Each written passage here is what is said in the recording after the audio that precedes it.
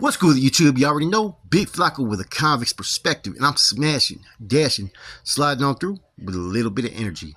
Please hit the like, subscribe, comment, do all those things to help support this channel. Let's get this channel growing. Hit that bell notification, man. Tap in with your boy, comment, man. Come on, show your boy some love, man. So, you tell by the title and thumbnail, we're going to talk about part of my story I really haven't talked about too much, and it's kind of the aftermath of when I caught the case with Luis Huicho Gonzalez, who was an NF member at the time. You know, the case about how my wife at the time held her mug. And now I was in the county jail, like I said. I was running the fourth floor at the time in the new jail. I ended up getting rolled up. I'm over there with Chuco. Spend time with Chuco for a while.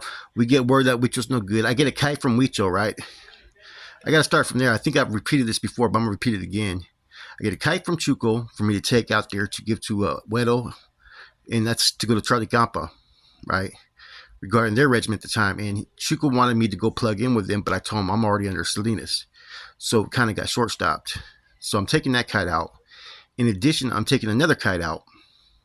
It's from Huicho, and it talks about how, you know, he's addressing the NF. He wants it to get to fucking Corny and Pinky and all them, right?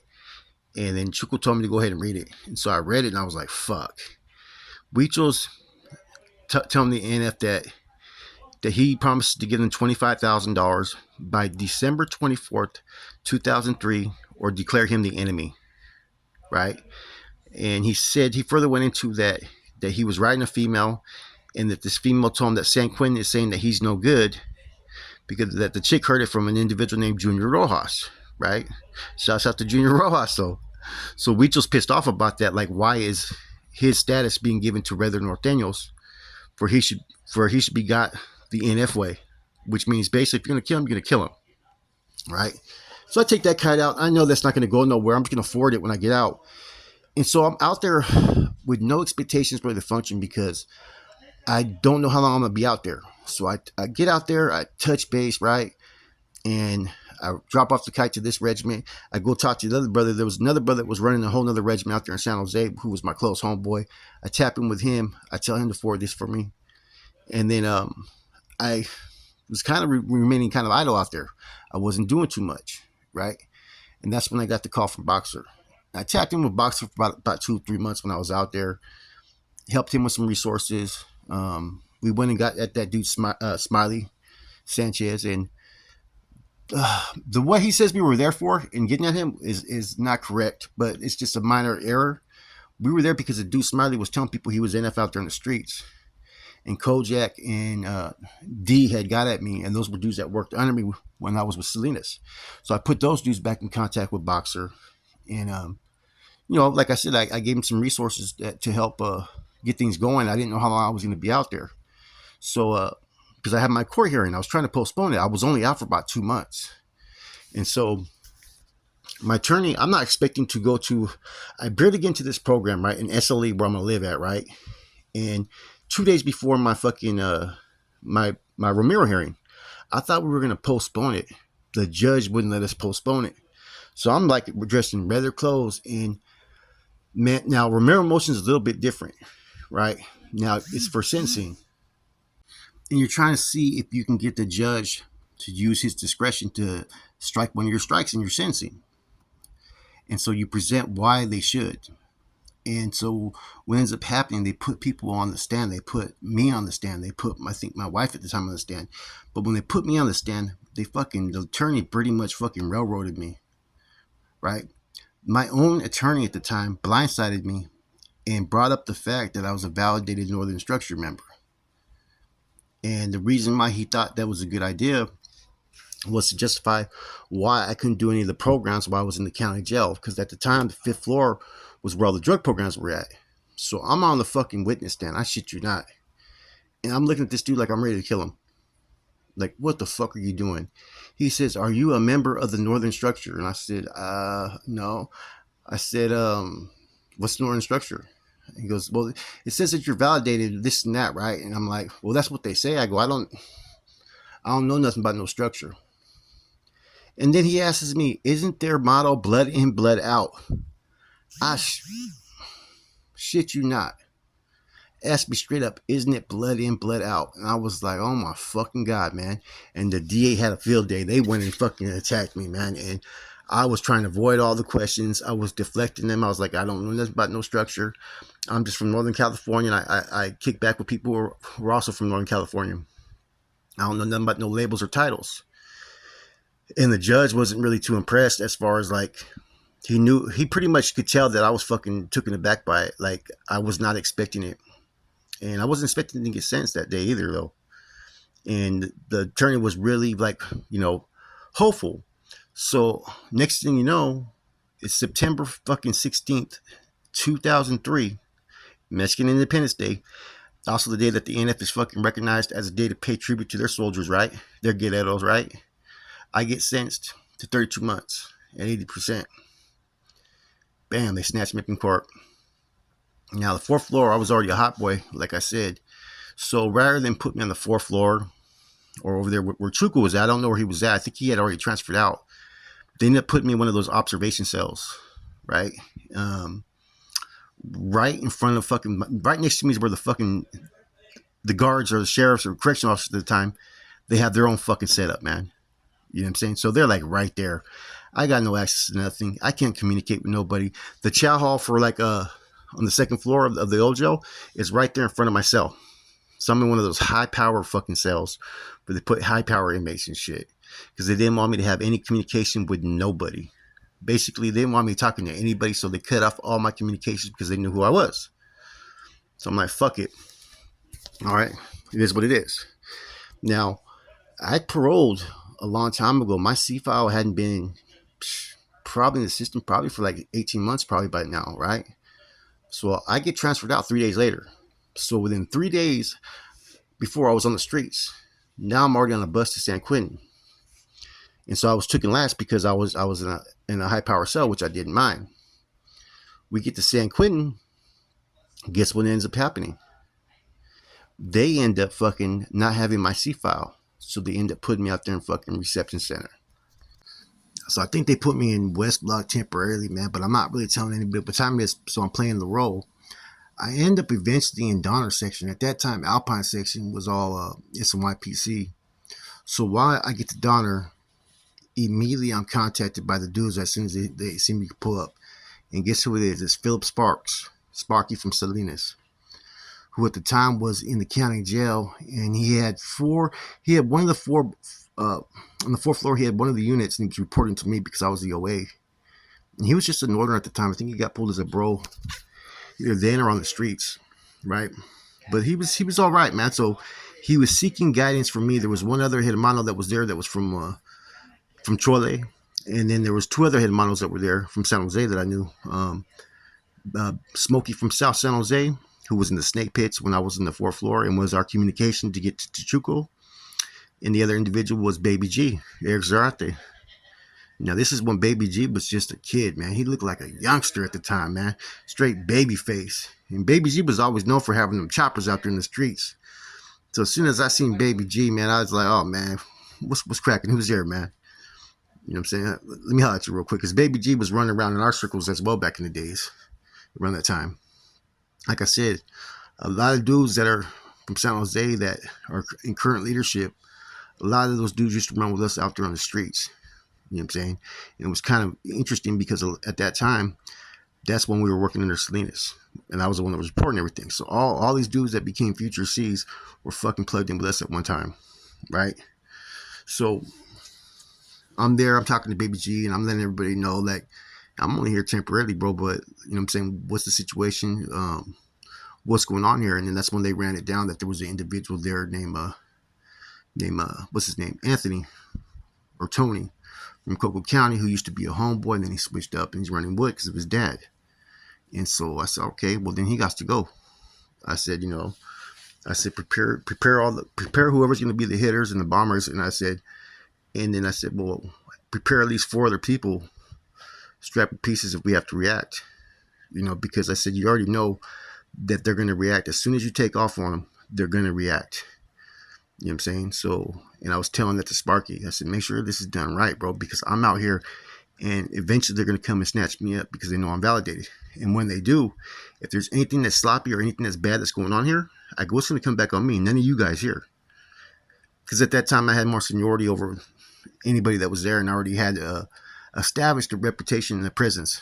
You know what I'm saying? With a lot of the carnales based upon, the people I knew and who I was working with.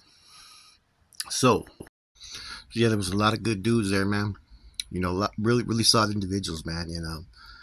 I was, telling them the biggest thing here that we got going on is you better be 3 steps ahead in preparation, because this is reception center, and whoever comes from behind is gonna have to pick up the slack, and that there's a good chance that you may get someone that's not competent or capable, and you're just letting them fill in the position until someone gets here that knows what they're doing. And they were listening to me, and I was, go to the yard. Then we went to the yard, took the laps, did lecture sessions and whatnot, and basically I was kind of stepping in that facility, that position. I was overseeing basically Sparky at the time from what he was doing. So everything was pretty much, he was informing me of everything that was going on. What should he do? And I gave him directives, because he knew that if I didn't, or if he didn't, what you would call concede to me on some issues, then he probably would have had some issues at that time. So finally that IGI comes and gets me after fucking dinner, and I'm like, fuck, okay, my time's come. And I don't remember who my celly was. I think I had a Bice as a celly at the time, maybe. I'm not too sure, right? But they snatched me up, and eventually they put me in the 4th tier, and I'm right there with fucking everybody I know. Bubba from Salas, who at the time I was just functioning in the streets. Green Eyes from Salinas. Homeboy Lucifer from Watsonville. Listo from Santa Rosa. Thumper from Santa Rosa. Cyclone from Santa Rosa. Hattie from Santa Rosa. Sorteno from Greenfast. Weddle from Greenfast. Who else was there, man? And like I said, when I got there, immediately within the first day, I took over the RA position for the front bar in Carson section. Within 2 weeks, I took over the RSD position, and that's when I had that working relationship with Fred Dog. But like I said, it was smooth selling, man. Like I said, it was different. I came in like with a lot of experience under my belt. Holding an authority position, holding positions on the streets, and I was really, like I said, excelling in what I was doing. You know what I mean? The next part of the story, I pretty much have discussed all that stuff. But man, there's one incident I'm gonna bring up, man, and it has to do. There was 2 incidents that involved the Africanos, and I bring this up because there's current issues going on with, like, Raza, blacks, potential war, right? Now, at this time in San Quentin, the blacks were not on the yard. Before, it used to be the black and BGF structure Norteño yard. That's how it used to be for years. They had separated the blacks off the yard because someone dropped the kites and the Northerners were going to move on the blacks. So now they needed to make a new death row yard. So at that time, the blacks had their own yard. So now they wanted to integrate us, right? So they made us all sign chronos. Now, none of the BGF were really in our section at that time, and there really wasn't much communication, but I had got word to Lucky Diaz, right, from Metal Fair, to get at the BGF dude that was over there and tell him when he comes out, I will be addressing them on the yard that day. Now, prior to that, we were having issues with a Kumi cat. And that was not really an issue, but I had to tell the fucking Artie, tell him, well, fuck it, either he sends us a kite, or fucking he can believe whatever he wants to believe. Because one of the dudes was telling us that he had got a kite that said that we were going to move on the blacks when they came out to yard. And this dude wasn't even going to go on the yard anyways, but he was a Kumi cat. So he sent the kite finally to us, and we read it, and it was a filter written out, right? See, the first tier was all PCs. So that someone on the first tier said that we dropped a kite and that they were getting it to them because we were going to move on them. So I had Gilbert Maldonado get at the black dude. His name was Nakam, I think it was. That was his name. Now, when we got to yard, so the communications were there, like I said. Let me backtrack a little bit. So we started talking about what we expected, how the yard was going to be, and what we've been doing on the yard, and that we're expecting to come through and respect our policies. And if any of their people come to the yard, we don't dictate what blacks come to the yard. That's not our business. Whoever's there going to plant their flag, that's upon them, right? So the ones that ended up coming to the yard, though, because most of the dudes that were Kumi and whatnot were basically they weren't validated, so they weren't putting them on the yard. They were only putting validated members. So the next yard, first one that came out was Boo Rogers from Oakland. Now I know Boo, right? He was set up with Sebo's fucking dad up in Corcoran when I was there. Right? He's from Oakland. I've done time with him several times. The next person that came out was an individual named Johnny Benson, JB. I had just not paroled, I was just in the hole with him in San Luis Obispo when the BGF stabbed some dude on the yard over there. And Akili, JB, and a couple other cats came to the hole. That's when we were actually programming with the BGF in San Luis Obispo for a minute. I mean, me and Akili became close, and JB.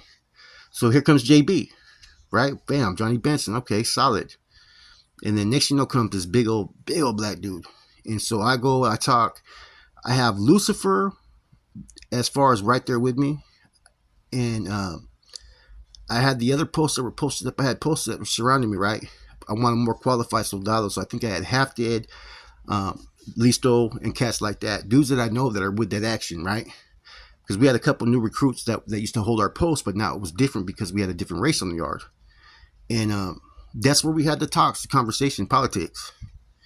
That's where they came out and said that they were not going to let no kumis come to the yard, and civilians will be optional, that they'll take care of all the screening process. And from there on out, it was a respectful line of a working relationship. We weren't really sharing any information or nothing like that, but what we did do is we allowed homeboys to go play like some basketball, chop it up. So there was interactions like that, but we weren't expecting anything from them, but we got along, you know what I mean? And if there was something important, they would get at us, and vice versa. And I thought that was kind of interesting. That's the first time I heard that they were not going to let no Kumi step on the yard. I'm like, fuck, is that serious? Because I always looked at the Kumis as like a junior faction to the BGF, basically. But nah, they started being their own entity at that time. And they were always their own entity. It's just that it was rare to see a Jama anywhere on the main line, but you would see Kumis everywhere. Anyways, there's a lot more of stuff that happened. Eventually Mousy was there, Von Lerme, the one that Boxer did a spill on that passed away. A whole bunch of good homeboys that were there on the years, man. And like I said, man, there's a lot of stuff that I've yet to touch on that I think now I'm going to touch on a little bit more. I think it was the wrong time last year to touch on certain topics. So there's certain things that I decided to refrain from discussing. Anyways, it's your boy Flacco, Convict's Perspective, man. Always make sure you get prepped by your attorney before you go in for sentencing, because you never know fucking what he may shoot at you, man. That shit, man, I'm still fucking shocked that fucking took place. Anyways, I'm gone.